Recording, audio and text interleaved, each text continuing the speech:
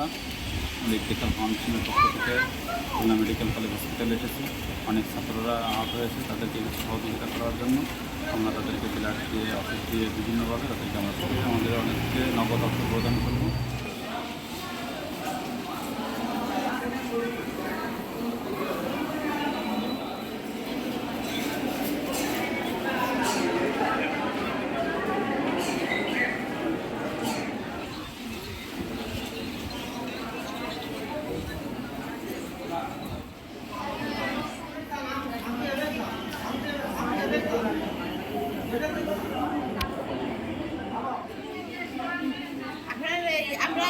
আমাকে